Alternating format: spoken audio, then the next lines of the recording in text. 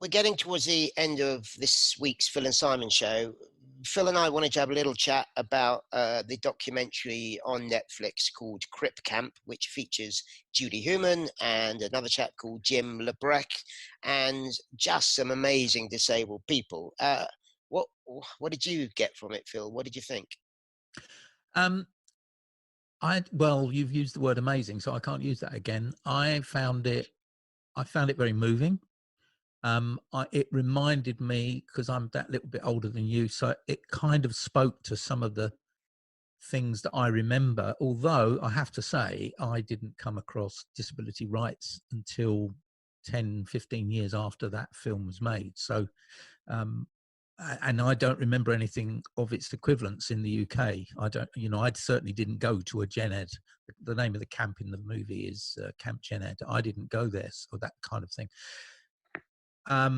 It was very powerful, and what, of course, we've just had the most fantastic conversation with Judy Heumann, and she emerges in the film as a spokesperson for the gang, so to speak, and of course went on to do some amazing things in terms of the civil rights movement, particularly in the US. But she's also been an incredibly important figure in the UK too, because I think what has to be remembered is that what was going on at Camp Gen Ed then, and as the movement progressed in America, the UK was busily watching this and beginning to think about its own struggles and so on. So, and a really, really good. I mean, I would urge anybody to watch it, actually. Yeah, I mean, it's a standalone, good documentary Yeah. produced by the Obamas and very well made. And I was about halfway through, and they just started to do some really strong campaigning, including blocking the streets in New York and basically shouting down a politician who was trying to argue with them, and they just blasted him until he got nowhere. And I had to text a friend. I kind of got excited. I was like, and there was two things. There's this whole thing about taking direct action that we don't seem to do very often now. But there was this second bit that I really am a big fan of, and I constantly want youngsters to have, which is pride. There was a pride in who they were. There was we're not ashamed. We're not going to apologize. This is the deal, and you need to change. We're not the problem. They talk about going to get ice cream, and the public stared at them and felt very uncomfortable with them. And I get that, and I know that. But you're like, damn you, we're not going to hide away. You need to change how you think. Yeah, there was all of that, and there was some very, there were some very practical bits of the movie that made me think. For example, when they occupied the government buildings, Mhm. these are some of the most severely disabled people. I mean, really profoundly disabled people who are now sleeping on the floor for 21 or 20 however many nights, and they're not eating food. Several of them go on hunger strike and stuff. And I just think physically how that must have been so difficult to do. Well, and add on, FBI turned off all the telephones. So what do? They started using sign language out of the windows to Yeah, get their messages out. So cool. Then they ran out of food, but the Black Panthers, who were a very strong political group then, started bringing in food. And they said, "Why are you doing this for us? You know, why are you doing it?" And the Panthers saying, "You are trying to make a better world for everybody. We support people who do that." yeah. And Oh, that was one of the most important things. And I think when we were talking to Judy earlier, she made the point very powerfully that this isn't just about disabled people. It's yeah. about women. It's about people of color. It's all of that stuff, gay rights. And I guess one of the things that she was suggesting, and I think the film talks about, is how you make alliances with other organizations Yeah, and yeah. learn from them and adapt your strategies to do things that work. It's an excellent film. I mean, You, really good movie. to do that, you need the strong leadership who can sort of cross boundaries, and that's what the Judys and the Janes and the others we know. Do you remember in the documentary they go to well, I don't even want to call it a care home. It's a place called Willowbrook, Oh God. and it's an institution with people with, again, profound learning disabilities. I it makes, I can feel myself getting upset now. It I don't know if I'm going to get in trouble. It reminded me of a concentration camp for Yeah, Jewish people. exactly. Looking at the bodies, they're lying around in their own feces, they're not being fed. Yeah. Ah, And this was the 1970s, remember? in the Not United that long States. ago, yeah, in the United States. And we saw pictures like that coming out of Europe when the Balkans War was going on, and they uncovered these Romanian orphanages with, Yeah, you remember those images? yeah. I certainly remember them. I don't know if our listeners will, but that was horrific. And it was a really powerful reminder of what the struggle is actually about. Yeah. If it's really about, confining disabled people to these institutions and letting them rot there, then we're in a really bad place. Well, it's the other end of the scale of we go for ice cream and upset people. And that what they want is to be shut away. And you're like, damn it, no way. The media, so the media locally were following it around San Francisco, in Berkeley. And there's a lovely line, one of the media people say, and the building is an occupation by an army of cripples. And it really made me laugh. Now, there always needs to be, I think, a bit of luck. It's a bit like if you're a football team and you win, you need a bit of luck. If you something to happen. And in the documentary, they talk about the technicians who went on strike. So they were lacking news stories. And suddenly their protest went nationwide. And suddenly the politicians start tumbling down. Because what was significant was, of course, they formed a good relationship with this particular reporter who wasn't disabled. They had got no traction whatsoever with the governor or with President Carter, who was then president. And when that story hit all the main news feeds, it was very obvious that very quickly the governor and the president began to take much more interest. I think, too, what was lovely was that reporter was kind of now embedded with the group. We keep hearing, don't we, about I'm embedded with the troops in Afghanistan or whatever. He was embedded with the disability group.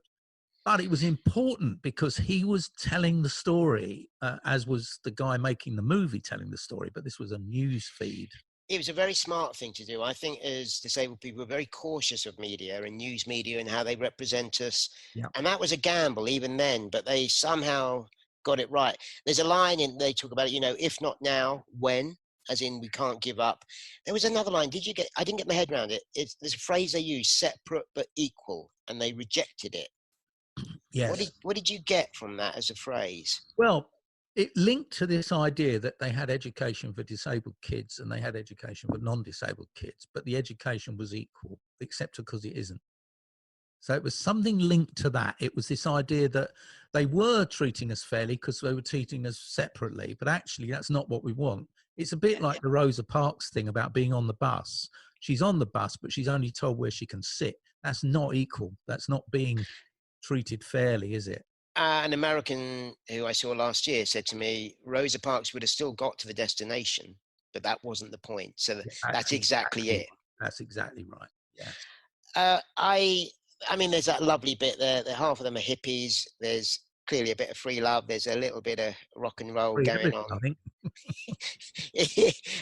and the idea that they'd go around every night and try and convince people to stay and occupy this building, and knowing that people, like you said, half of us wouldn't be able to say that because we'd have died these days. But then they just went for it. It's remarkable. To knowingly put yourself in that situation, knowing that it, and the hunger strike bit, for example, knowing that this may well kill you, is an appropriate use of the word courage. Because, I mean, they were under enormous pressure from all sides. You mentioned the FBI, for example, but they were under pressure from all sides. And they were under pressure from their conditions, the fact that they were getting more and more ill, I'm guessing, as a result of the actions they took. But they had a higher cause, didn't they? It was more about the collective, not themselves as individuals. Well, and also, if you whittle it down to their single issue at that point, it was a 504. Americans obviously used the name of these, and it was a piece of legislation that said, if you have government money, you must be accessible. Yeah. And they got it in, but no one was taking any notice of it and trying to withdraw it. So if you're a young disabled person now, what that was schools, hospitals, government buildings, local authority buildings, buses, all this, none of them had to be accessible. And they weren't being accessible. This was real basic stuff on public money.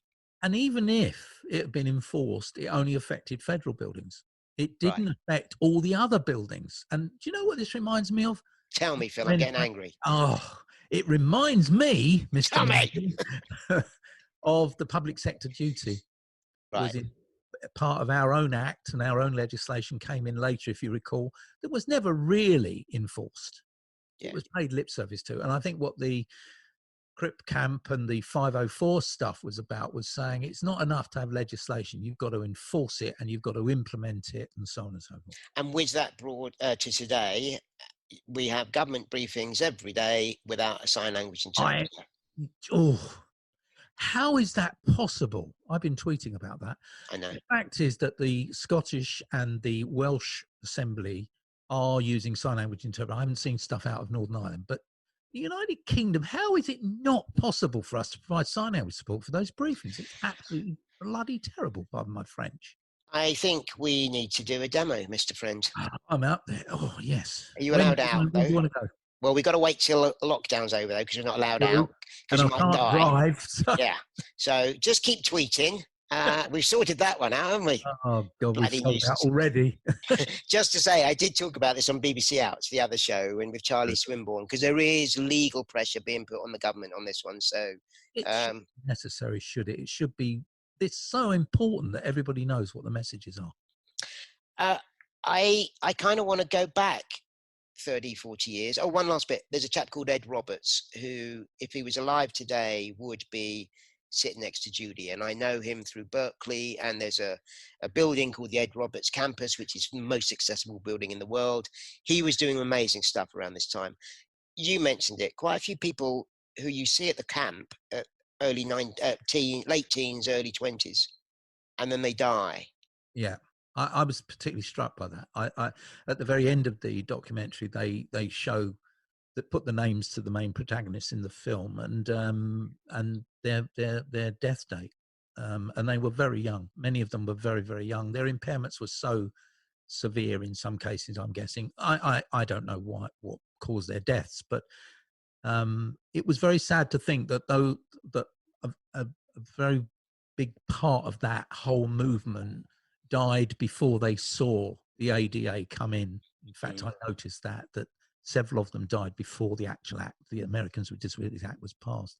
There's something, and that always makes me think, when people tell us to wait, people are dying who haven't got time. Do you know what I mean? We should be doing stuff far more urgently around disability. You've got you don't want to wait, do you? You're making me get emotional, and maybe this show, rather than dedicated to those people who are alive, who are doing amazing work, which we love to bits, it should be dedicated to those who have done all that work and aren't alive anymore. And we have those people in the UK as well as the US, around the world. And without them, these conversations wouldn't happen. We wouldn't be doing this. Yeah. No question about that. Oh, non-contact hug. Yes. Oh. Well, let's stop. Yeah, watch Crip Camp. Get Netflix. Send them your password, Phil. And